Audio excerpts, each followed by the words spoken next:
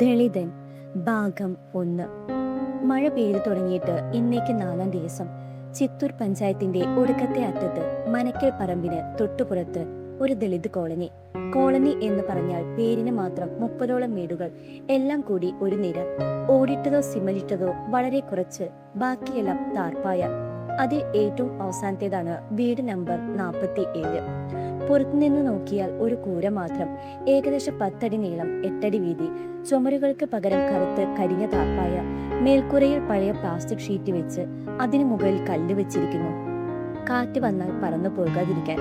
വീടിന്റെ മുന്നിൽ ചെറിയൊരു തിണ്ണ, അതും ചെളിയാണ്. മഴ പെയ്താൽ ആകെ ചെളുക്കണം.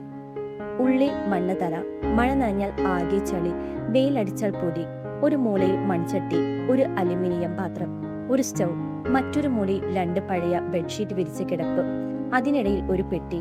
ആ പെട്ടിയുടെ ഉള്ളിലാണ് ഈ വീടിന്റെ ഏറ്റവും വിലയേറിയ സാധനം, കുഞ്ഞുണ്ണിയുടെ പുസ്തകങ്ങൾ. മഴ പെയ്യുമ്പോൾ വീടിന്റെ എല്ലാ ഭാഗത്തു നിന്നും വെള്ളം ഒളിക്കും.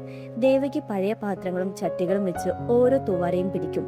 രാത്രി മുഴുവൻ ഉറക്കമില്ല, വെള്ളം മാറി മാറി ഒഴിക്കുന്നു. ഇതാണ് കുഞ്ഞുണ്ണിയുടെ ലോകം. അച്ഛൻ രാഘവൻ, 45 വയസ്സ്, ഉയരം കുറവ്, ശരീരം മെലിഞ്ഞ്, പക്ഷെ കൈ രണ്ടും കരിക്കട്ട പോലെ. മനക്കൽ പറമ്പിലെ സ്ഥിരം പണിക്കാരൻ.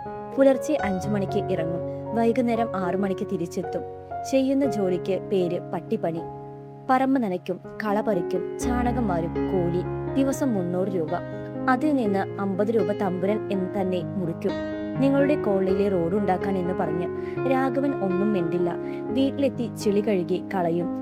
അമ്മ ഉണ്ടാക്കുന്ന ചോറ് കഴിക്കും. പിന്നെ മുറ്റത്തിരുന്ന് താർപ്പായ നോക്കും. അപ്പാ, എന്താ നോക്കുന്നത് എന്ന് കുഞ്ഞുണ്ണി ചോദിച്ചാൽ ഒന്നുമില്ല മോനെ, മഴ പെയ്യുന്നുണ്ടോ എന്ന് പറയും.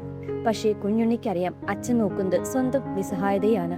സ്വന്തം വീട്, സ്വന്തം തറ, പക്ഷേ സ്വന്തമല്ലാത്ത ജീവിതം. രാഘവന് വായിക്കാൻ അറിയില്ല, എഴുതാൻ അറിയില്ല.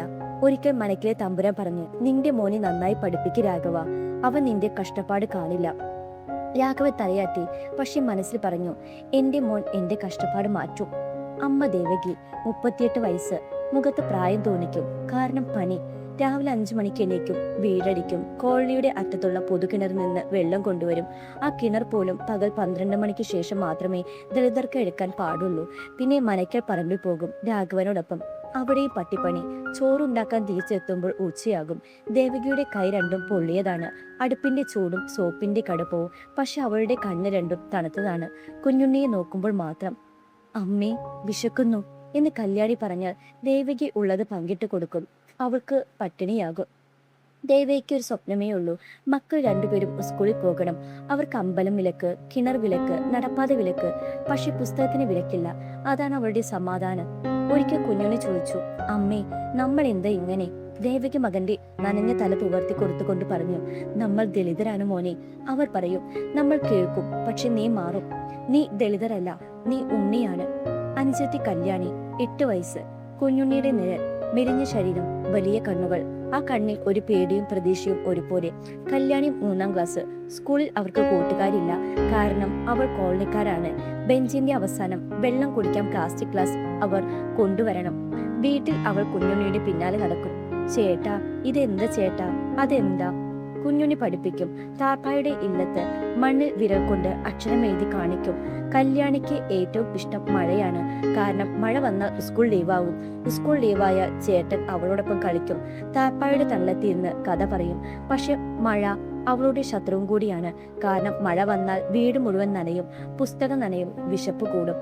ഒരു ദിവസം അവൾ ചേട്ടനോട് ചോദിച്ചു, ചേട്ടാ, നമുക്കൊരു ഓടിട്ട വീട് വേണ്ടേ? കുഞ്ഞുണ്ണി അനിയത്തിയെ നോക്കി, വേണം കല്യാണി, നീ പഠിക്കേ, നമുക്ക് സ്വന്തമായൊരു വീടുണ്ടാവും.